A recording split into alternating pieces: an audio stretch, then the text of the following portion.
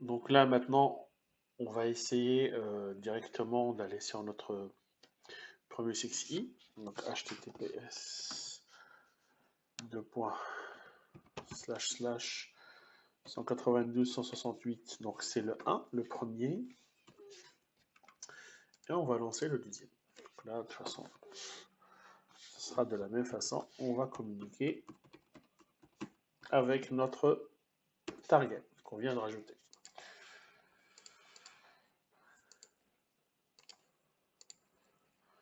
Donc là, au niveau de notre partie stockage, donc la partie périphérique, on voit très bien qu'on a en fait le Microsoft qu'on a rajouté. Hein. Voilà.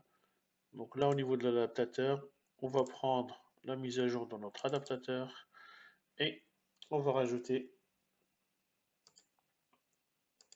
cette fois-ci une autre adresse qui est le 100. Donc c'est le Open Filler le 100.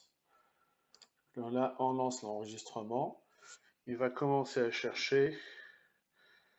Je vais voir au niveau de hop, réanalyser. Est-ce qu'il va trouver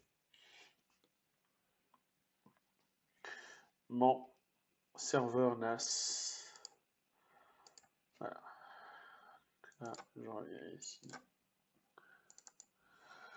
Donc là, je vois très bien qu'il a bien trouvé le Open Filler. Donc il a bien trouvé notre nouvelle target, si vous voulez. Et il va la remonter après. Donc là, je vois très bien toujours le port du code, c'est 3260 par défaut. Voilà. Et là, il a trouvé notre target. Je vais enregistrer, actualiser, réanalyser en attendant que ça sera monté. Donc là, les périphériques. Donc, dans le cas où ça ne remonte pas, peut-être un petit reboot, ça peut faire. Donc là, on est sur la version 7.0.3. Donc on est sur la dernière version à ce jour-là de Sixty. Donc là, on ne sait jamais. Donc là, on peut tester. On va voir si ça va remonter ou pas. Je vais faire un petit reboot. Donc là, si je veux rajouter une nouvelle base, donc là, je vois qu'avec un périphérique qui est disponible, je vais faire un petit reboot. Donc là, je vais passer en mode maintenance. Il est bien en mode maintenance et je vais faire plutôt un arrêt. Comme ça, moi, je suis sûr que j'ai bien arrêté la machine.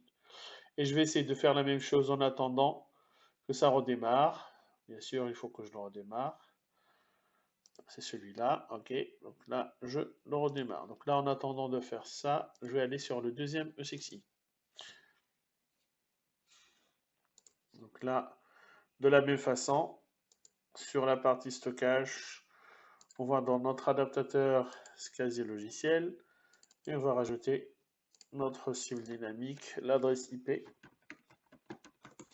de notre nouveau serveur ou nouveau NAS. Donc là, je vais réanalyser. Donc, si ça ne remonte pas, on va redémarrer et on va aussi vérifier au niveau de notre Open Feeder. On ne sait jamais, peut-être on a manqué quelque chose. Donc, voilà.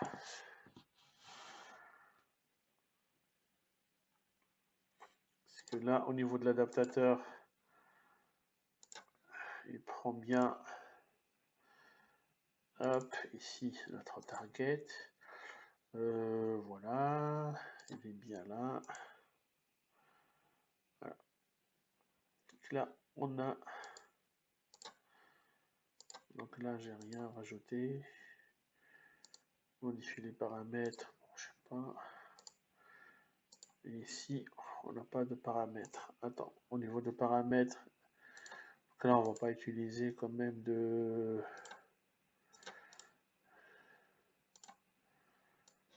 On va pas utiliser de. Voilà. Plutôt. On va faire enregistrer. Là, on va vérifier une autre fois. Ne pas utiliser sauf si. Tant que j'ai pas enregistré, on va voir si les modifications ont été faites. Ne pas utiliser, bon, là. Sur celui-là, ne pas utiliser, voilà.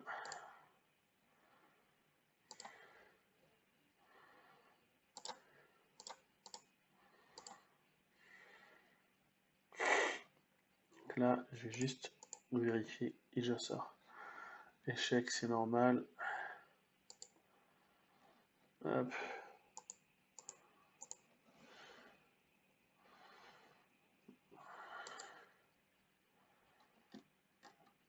Ok. Voilà.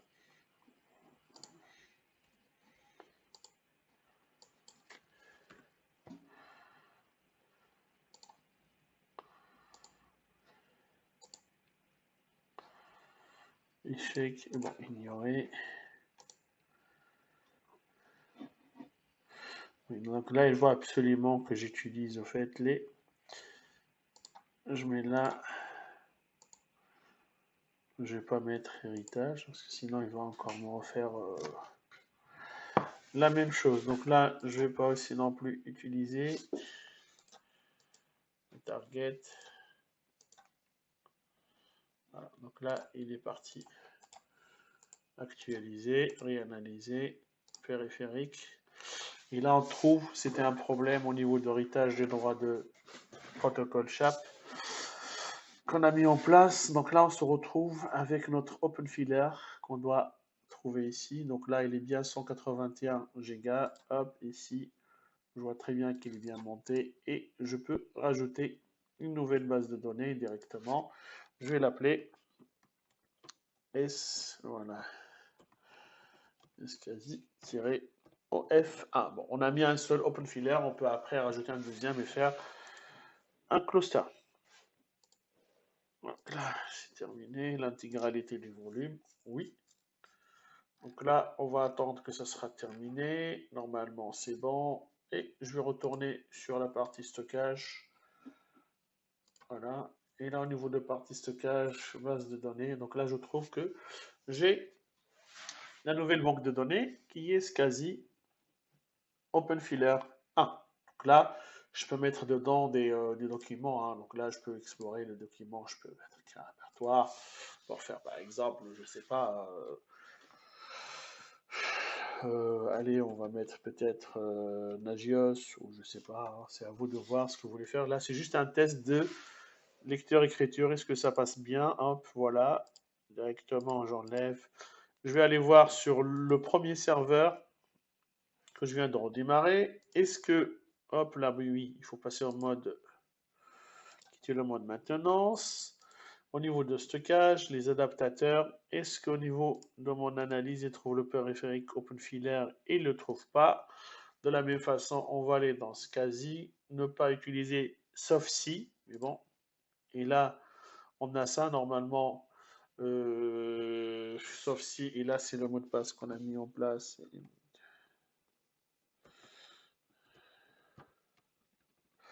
C'est le mot de passe qu'on a fait dans les précédents labs pour qu'il puisse connecter sur la partie qui échappe. D'accord, là je fais enregistrer les modifications, je ne veux pas, je reviens ici, est-ce que mes modifications sont là? Bon, de toute façon il le garde directement.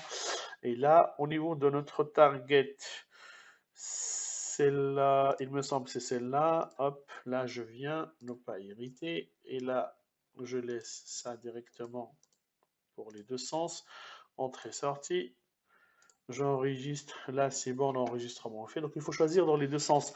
Si vous faites juste d'un seul sens, vous avez vu, en fait, il y a une petite erreur qui était générée.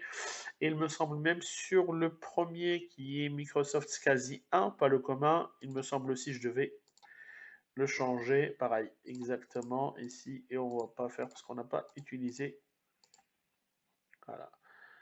Par contre, sur celui-là, c'est commun, on a déjà activé l'authentification CHF. Hop, je fais une analyse. Et je refais aussi une réanalyse. Le temps que ça remonte sur mon serveur. Voilà. Donc là, j'ai actualisé. J'ai récupéré ce que j'avais pas tout à l'heure, le disque de 50 Go, parce que c'était pas logique qu'il n'est pas là. Si vous vous souvenez, voilà, dans un précédent lab, on avait monté deux répertoires, deux targets directement SCSI sur Microsoft, hein, donc une de 50 et une autre de 100 commun. Pour le commun, on a mis en place le protocole de chiffrement CHCP. Et voilà, OpenFilaire, elle est là. Donc là, et donc du coup, si tout va bien, quand vous vous souvenez, ici à un certain moment, on avait mis sur OpenFilaire un répertoire qui s'appelle juste Nagios. Et là, normalement, on doit le trouver ici. Stockage et banque de données. Donc là, banque de données, elle est montée. Et dans le banque de données, on va aller dans la partie explorer. On trouve bien notre Nagios. Bon, je vais rajouter dans Nagios quelque chose. Allez, répertoire, c'est juste pour dire que c'est TMP temporaire. C'est juste fait un répertoire pour tester lecteur-écriture. Normalement, c'est fait de ce côté-là. Je vais actualiser. Je suis là, elle est là. Donc là, notre serveur NAS, il est monté sur les deux ESXi, d'accord, et ainsi que les targets de Microsoft. Comme ça, on peut voir qu'avec notre serveur ESXi, on peut le lier à plusieurs serveurs, voilà, SAN sur le réseau, soit c'est derrière un Windows, tout simplement, Windows Server avec un rôle, voilà, initiateur, rôle de SCSI, donc une connexion SCSI, où on le met sur en fait une solution open source. Là, on a mis sur OpenFilaire et on va s'arrêter là par rapport à nos labs de cette partie-là et on va voir les labs prochains pour aller encore plus loin. Voilà.